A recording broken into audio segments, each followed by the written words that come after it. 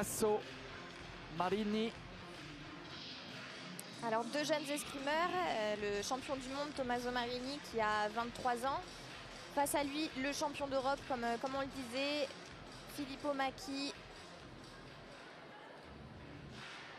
qui a sensiblement le même âge. Donc deux escrimes très différentes. Qui a exactement le même âge même. Ça va pas jouer à grand chose, mais... Et deux gros gabarits. Hein. On est au-delà du 1m90. Il est très grand, Marini. Il a des très grandes jambes, des très grands bras et un petit buste. Donc, pas facile à toucher. Peu de surface, exactement.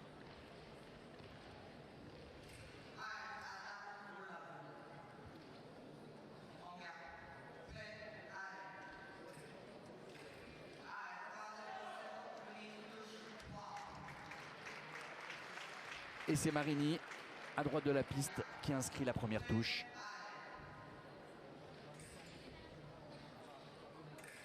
Alors malgré leur grand gabarit, ils n'hésitent pas à rester à petite distance.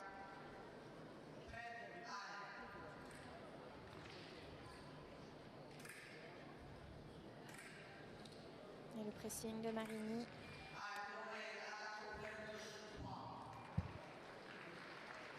Alors là, vous voyez à gauche Filippo Macchi qui redresse la lame de son fleuret. La courbure est trop importante et c'est pas réglementaire. Alors l'attaque part de gauche et elle est non valable, dit l'arbitre.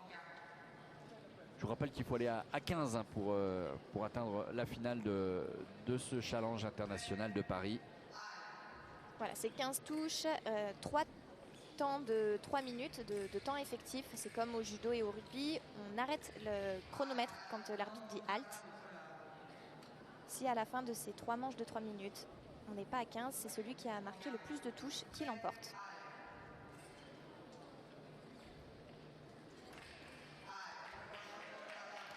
Et Filippo Macchi qui se glisse autour de la lame. Et vous voyez la parade dans le vide de Marini. Il a cherché à écarter le fer de son adversaire et qui a contourné sa lame. Très belle feinte et de partout. Alors l'attaque effectivement est donnée à Marini. Macchi considère qu'il a touché, mais j'ai l'impression qu'il avait le bras court et qu'il a allongé un petit peu tardivement. Exactement, ils ont le bras court. Mais pour le coup, les deux ont le bras court. C'est vrai. C'est le fait de tirer à petite distance. Alors peut-être quand même que... Non, il ne change pas. Pourtant, on avait le sentiment que l'attaque de Macchi était un petit peu plus franche. L'arbitre. Oui, alors moi je l'aurais donné à Macchi pour être transparente. Elle est bien faite cette touche de Macchi qui égalise. Alors on peut rappeler qu'au fleuret, toutes les parties ne sont pas valables. Les parties qui vont rapporter des points sont matérialisées par une cuirasse électrique. C'est la partie grisée que vous pouvez voir là sur chaque tireur. Donc la tête, les bras et les jambes ne comptent pas. Ça s'allumera en blanc si on touche sur ces surfaces-là.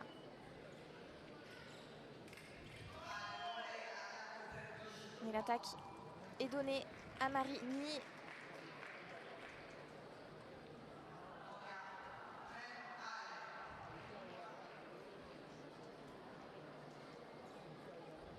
Encore une fois Marini qui fait le pressing. Il s'est arrêté, ça fait deux fois qu'il s'arrête Marini. Et il touche sur des remises. Il touche en remise, en remettant un petit coup.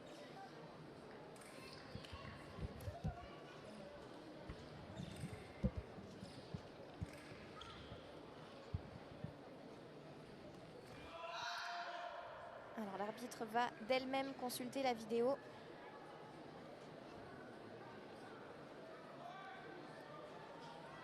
Ça veut dire qu'elle a un doute. Elle a le droit d'aller s'appuyer sur la vidéo.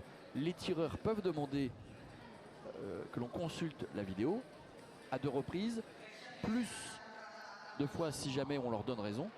Mais sinon, c'est maximum 2 reprises dans leur assaut. Oui, et je trouve ça très bien de la part de l'arbitre, d'elle-même, en cas de doute, aller consulter la vidéo. Donc il y a des assistants vidéo aussi au poste derrière elle. et on discute ensemble de la touche qui vient d'avoir lieu. Et ça, c'est très bien amené de la part de Maki, qui revient à une touche de Tommaso Marini.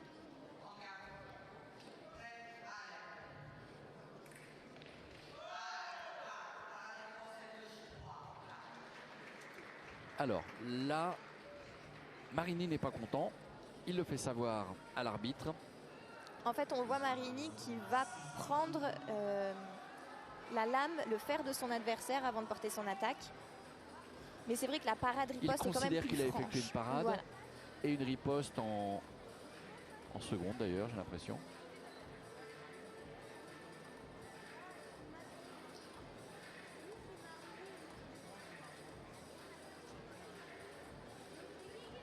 Alors pour la petite histoire, ils se sont rencontrés, ces deux garçons, à 3 reprises depuis 18 mois.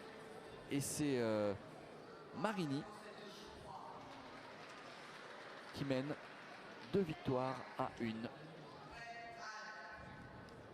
Marini, depuis quelques années, est vraiment très très fort. Il a été champion du monde à Milan l'été dernier.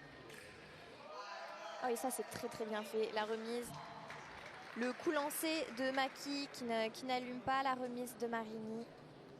D'ailleurs, il est 5e mondial aujourd'hui, Marini. Il a terminé 5e lors de la première épreuve de Coupe du Monde qualificative au Japon en décembre.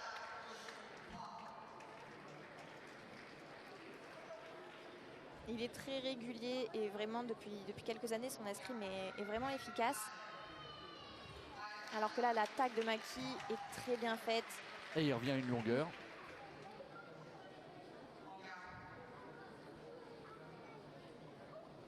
On n'a pas beaucoup vu Marini reculer et aller dans sa zone.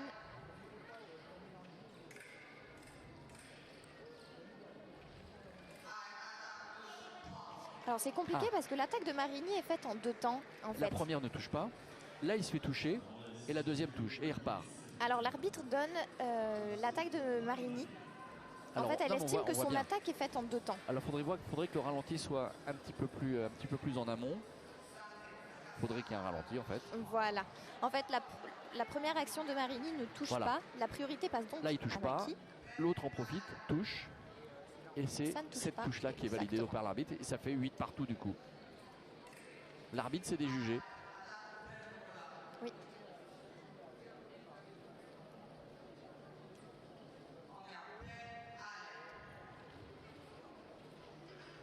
Et cette fois c'est Maki qui fait le pressing vers l'avant. Et ça paye pas. Marini qui reprend sa courte avance d'une touche.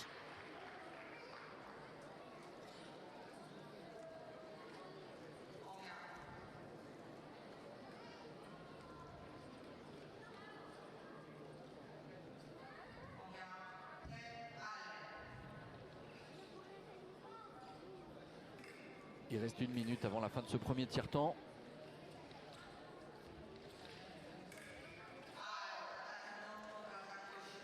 Et Maki n'a pas touché. Il aurait pu avoir raison s'il avait touché. Il n'a pas fait, je ne sais pas ce qui s'est passé. Oui, il avait la priorité. Alors je ne sais pas si son fleuret a fait masse. Alors quand on dit faire masse, c'est qu'on touche mais que ça n'allume pas. Il y a tout un système électrique qui est fait et sécurisé bien sûr, mais qui fait que les lampes s'allument. Et Marini en profite. Il a enchaîné avec une 11e touche tout de suite et il reprend 3 longueurs d'avance. C'est le plus gros écart qu'on ait eu, je pense, au cours du match.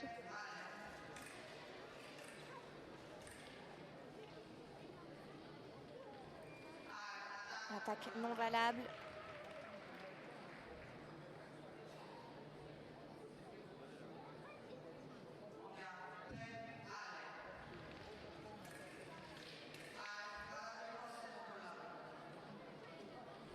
Il ne lâche pas 1 centimètre de terrain, Tommaso Marini. Il veut vraiment pas reculer. Après c'est son jeu, c'est pas plus étonnant que ça. Il aime pas reculer. Il a un jeu offensif. Et la parade. Et il n'y a pas eu de riposte. Il a attendu et il s'est fait toucher. Et Maki qui revient à 2 longueurs. Je pense qu'il peut trouver une solution vers l'avant, Maki, mais il faut pour ça forcer Marini à reculer. C'est pas facile d'arriver à ça. Mais la solution clairement est devant. Là, il pour écarte la Maki. lame. Il n'a pas pu faire de riposte et de remise. Alors qu'est-ce qui se passe?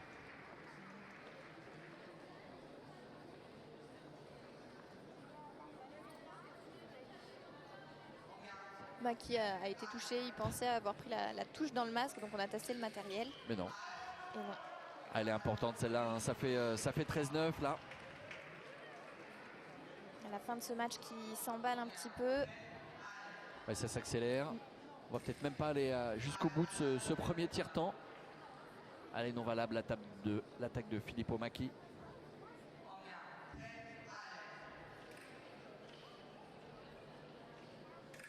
Marini qui reprend les devants comme il aime.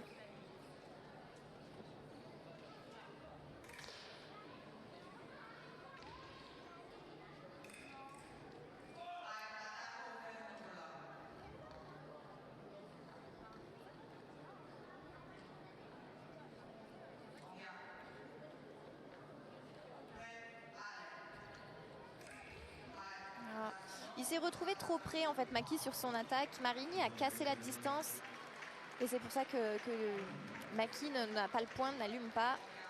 Et 14-9. Et la remise de Marini sans trembler.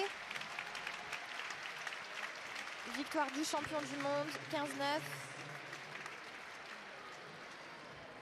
Et voilà, j'allais dire le premier Italien en finale, oui. Voilà, c'est validé cette victoire de Tommaso Marini, le 5e mondial, qui rejoint cette finale de l'épreuve de Coupe du Monde parisienne, le CIP. J'espère que les organisateurs auront assez de drapeaux italiens pour le podium. Tiens, si on parlait des Français, alors il y en avait bien sûr hein, dans cette compétition, ils sont pas en demi-finale, mais c'est pas pour autant que la journée a été totalement ratée. On va vous dire deux mots sur Enzo Lefort d'abord. Je ne sais pas si on a calé cette image. Enzo Lefort